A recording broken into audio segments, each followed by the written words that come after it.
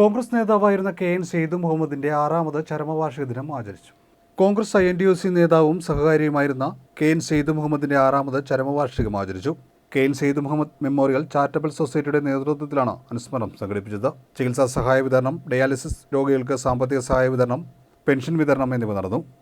കോൺഗ്രസ് പ്രവർത്തക സമിതി അംഗം രമേശ് ചെന്നിത്തല ഉദ്ഘാടനം ചെയ്തു. Advocate KJ. സണ്ണി അധ്യക്ഷത വഹിച്ചു. നഗരസഭയിലെയും 10 പഞ്ചായത്തുകളിലെയും UDF ജനപ്രതിനിധികളെ ചടങ്ങിൽ ആദരിച്ചു.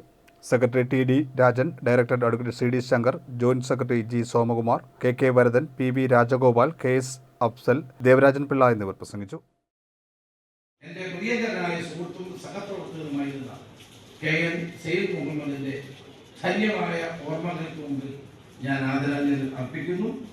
അദ്ദേഹത്തിന്റെ ഓർമ്മകൾ നമുക്ക് എല്ലാവർക്കും കരുത്ത് നൽകട്ടെ എന്ന് പ്രാർത്ഥിച്ചുകൊണ്ട് എന്നെ വിളിച്ചെടുത്ത സണ്ണിയെയും സഹപ്രവർത്തകരോടും നന്ദി രേഖപ്പെടുത്തിക്കൊണ്ട് ഈ അനുസ്മരണ സമ്മേളനം ഉദ്ഘാടനം ചെയ്യുന്നു. നമസ്കാരം. ജയ്.